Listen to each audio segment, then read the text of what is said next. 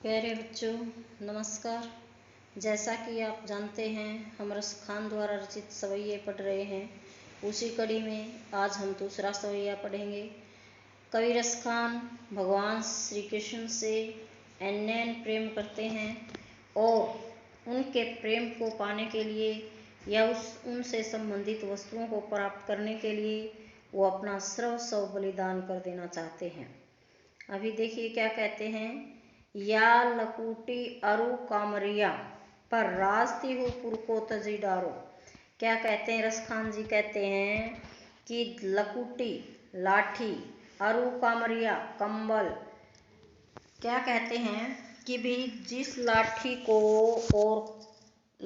लेकर और कंबल को ओढ़कर भगवान श्री कृष्ण गाय चराते हैं, उस लाठी और कंबल को प्राप्त करने के लिए मैं 3 लोकों का राज त्याग सकता हूँ। यानी यहाँ पर रस खान जी की प्रेम की जो है वो चरम काष्ठा दिखाई गई है, चरम उत्कर्ष दिखाया गया है कि वो हर हाल में 3 लोकों का राज त्यागने के लिए तैयार हैं, केवल एक लट्ठी और कंबल के ऊपर। 8 सिद्धि 9 निधि के सुख नंद की गाय चराई विसारो। क्या कहते हैं वो कि जो 8 सिद्धियां मानी गई हैं और 9 निधियां मानी गई हैं, यानी 8 प्रकार की सिद्धियां होती हैं और 9 प्रकार के खजाने होते हैं। कहते हैं कि मैं उस सुख को, उनको प्राप्त करने के सुख को त्याग देना चाहता हूँ। किस काम के लिए? नंद की गायों को चराने के लिए। क्या कहते हैं रस खान जी कि नंद की गायों को चराने के लिए मैं 8 सिद्धि और 9 निधियों के सुख को त्याग सकता हूँ। यानी नंद की गायों को चराते समय मैं उन सुखों को भूल सकता हूँ।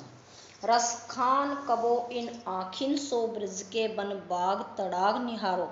कवि रस खान थोड़ा दुखी होते हैं, थोड़ी व्याकुलता यहाँ पर झलकती है और कहते हैं कि कब इन आखिन, इन आँखों, सौ इन आँखों से, न जाने कब मैं ब्रज के वनों को, बागों को, तालाबों को निहारूंगा।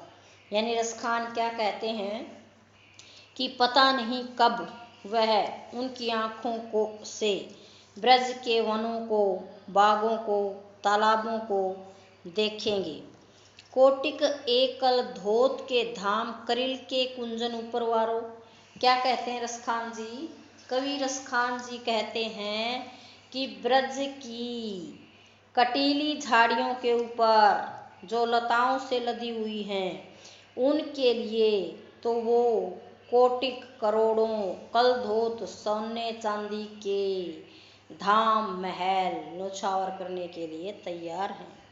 क्या कहते हैं रस खान जी कि ब्रज की जो कांटेदार झाड़ियां हैं, उनके ऊपर मैं लाखों करोड़ों के सोने चांदी के महल त्याग करने के लिए तैयार हूँ। यानी यहाँ पर कवि रस खान अपना सर्वस्व भगवान श्री कृष्ण पर वार देना चाहते हैं। हर हालत में, हर स्थिति में वो उनका सानिध्य चाहते हैं, उनसे जुड़ी हर चीज से उनको प्रेम है और अपना सर्वस्व वो भगवान श्री कृष्ण को ही मानते हैं। एक बार हम जस्ट रिवाइज करेंगे। क्या कहते हैं रस खान जी? या लकुटी अरु कामरिया पर राजती हूँ पुर को तजी डारो।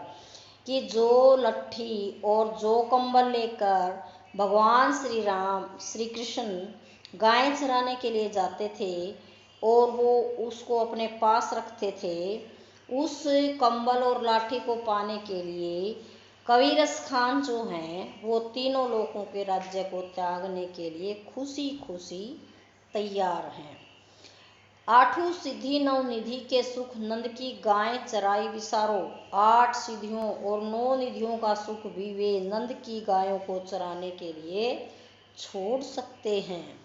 रस खान कबो इन आखुन सो ब्रज के वन बाग तिहाड़ो। कवि का हृदय इस उत्कंठा से भरा हुआ है इस वेदना से भरा हुआ है, इस इच्छा से भरा हुआ है, इस चाह से भरा हुआ है कि पता नहीं कब उनकी आँखों को ब्रज भूमि के वन, बाग, तालाब आदि देखने को मिलेंगे। कोटिक एकल धोत के धाम करिल के कुंजन ऊपर वारो। क्या कहते हैं आगे कि रसखान जी ब्रज की लताओं से लदी कांटेदार झाड़ियों के ऊपर करोड़ों सोने चांदी के महल न्योछावर कर सकते हैं।